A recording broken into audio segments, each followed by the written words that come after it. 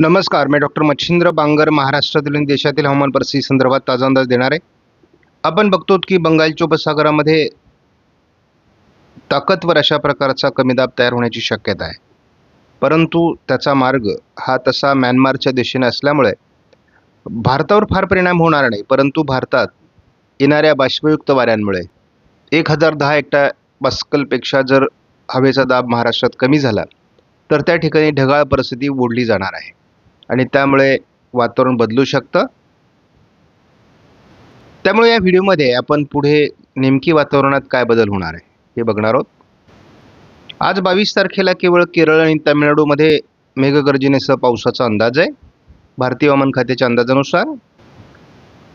उद्या मात्र आपल्याला वातावरण बदलताना दिसते. थोडं ओरिसा, पश्चिम बंगाल आणि तामिळनाडू या राज्यांमध्ये पावसाची शक्यता हवामान खात्याकडून वर्तवण्यात आली आहे. 24 तारखेला देखील याच राज्यांमध्ये पावसाचा अंदाज कायम ठेवण्यात आला आहे.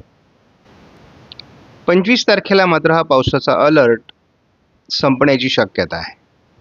यापूर्वी भारतीय हवामान खात्याकडून विदर्भामध्ये पावसाचा अंदाज देण्यात आला होता, मात्र आत्ता हा अंदाज मागे घेण्यात आला आहे.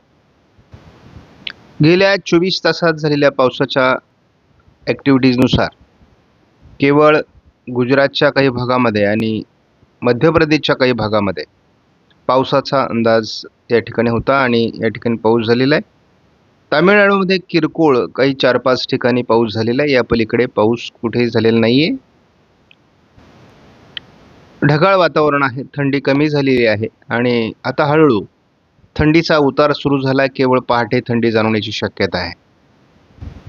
उष्णतामान मोठ्या प्रमाणात वाढलं असून राजस्थानचा दक्षिणी भाग, संपूर्ण गुजरात, महाराष्ट्र, छत्तीसगड, ओरिसा, आंध्र प्रदेश, तेलंगणा, कर्नाटक या सर्व राज्यांमध्ये उष्णतामान वाढलं आहे.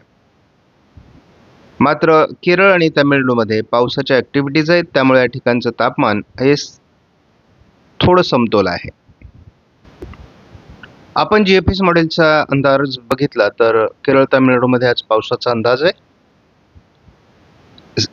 कमी दाबाचं क्षेत्र बंगालच्या उपसागरात सरकतंय, परंतु त्याचा प्रभाव हा केवळ 24 तारखेपर्यंतच राहील असं दाखवण्यात आलंय.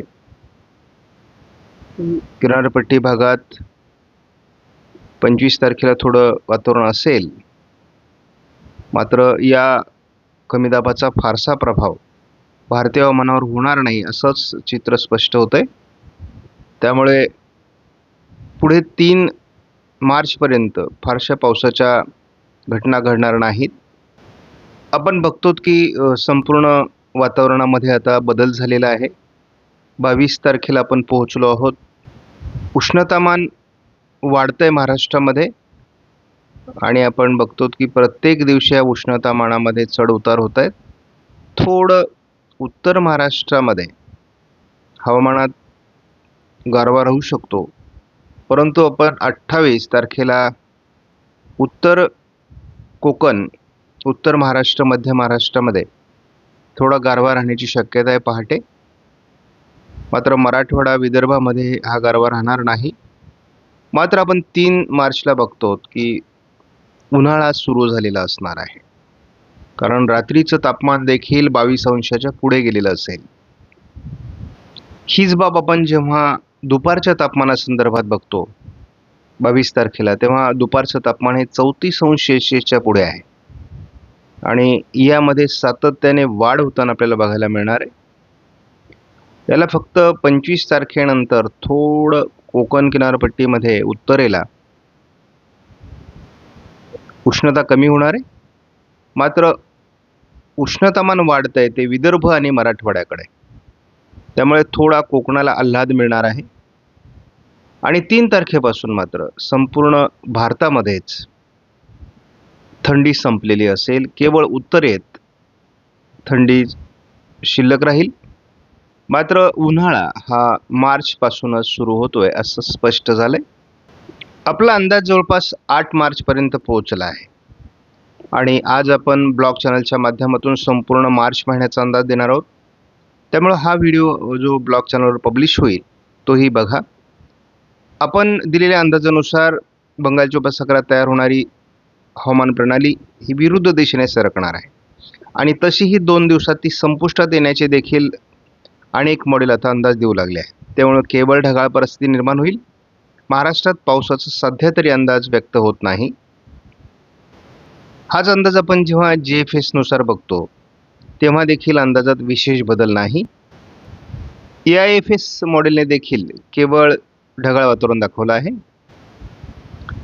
CFS मॉडेलचा अंदाज या ठिकाणी बरोबर येतोय. बंगालच्या उपसागरात तयार होणारी सिस्टम ही विरुद्ध दिशेने सरकते. महाराष्ट्रावर त्याचा परिणाम होणार नाही हा अंदाज आता स्पष्ट झालाय. मार्चमध्ये देखील किरकोळ पावसाळी परिस्थिती असणार आहे. त्यामुळे फार घाबरण्याची परिस्थिती नाही आहे.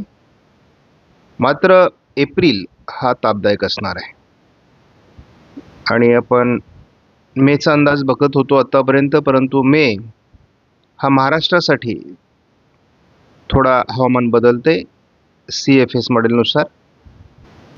SIPSने मात्र आपला अंदाज कायम ठेवला आहे.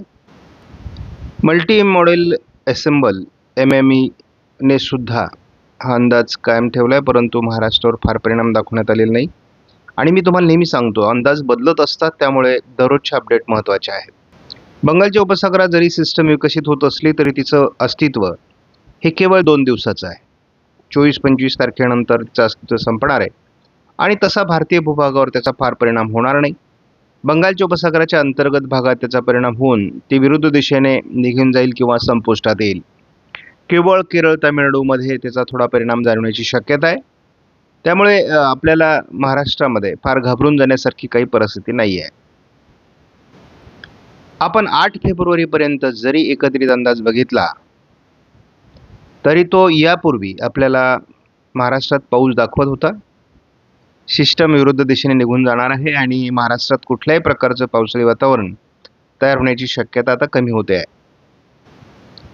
मात्र हे सगळं असलं तरी देखील उपसागरात सिस्टम बनणार आहे, ती विरुद्ध दिशेने जाणार आहे. 4-5 दिवस ती बंगालच्या उपसागरात देखील असणार आहे.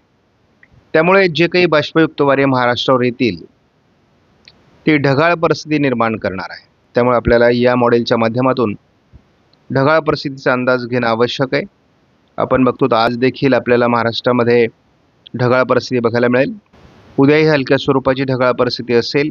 मात्र एक बाब लक्षात घ्या, जी ढगाळ परिस्थिती 24 तारखेची आहे ती थोडी वेगळ्या प्रकारची आहे आणि त्यामुळे थोडा शिडकावा काही जिल्ह्यांमध्ये होऊ शकतो, कारण ढग पावसास अनुकूल आहेत. मात्र आपण 23, 24, 25 तारखेला महाराष्ट्रात पावसाचा अंदाज देऊन व्हिडिओ प्रसिद्ध केलेले आहेत. मात्र आता या अंदाजात बदल झाल्यामुळे हा बदल देखील शेतकऱ्यांनी लक्षात घेणं आवश्यक आहे. पुढे देखील महाराष्ट्रात ढगाळ परिस्थिती राहील, परंतु पावसाची शक्यता नाही. 3 तारखेला एक सोलापूर, बार्शी, लातूरच्या दरम्यान पावसास अनुकूल ढग निर्माण होण्याचा आत्ताचा अंदाज आहे. 3 तारखेला काय परिस्थिती असेल ते आपल्याला दररोजच्या अपडेटमध्ये बघायला मिळेल. मात्र एक लक्षात घ्या की ही महाराष्ट्रात ढगाळ परिस्थिती का निर्माण होते, तर त्याचं हे काही उदाहरण म्हणून तुमच्यासमोर मांडतो. 1005 हेक्टोपास्कलचा हवेचा दाब विदर्भामध्ये तयार होतोय आणि मग त्यामुळे पुन्हा पुन्हा ढगाळ परिस्थिती महाराष्ट्रात निर्माण होणार आहे. 1000 पेक्षा कमी हेक्टोपास्कलचा जर हवेचा दाब झाला तर त्या ठिकाणी वादळ निर्माण होतं आणि आत्ताची जी परिस्थिती आहे ती 1005 हेक्टोपास्कलची आहे. ही केवळ ढगाळ परिस्थिती खेचण्यासाठी अनुकूल असते. आपणास व्हिडिओमधील माहिती महत्त्वपूर्ण वाटल्यास लाईक करा, शेअर करा, चॅनलला सबस्क्राईब करा. धन्यवाद. जय हिंद, जय महाराष्ट्र, जय बळीराजा.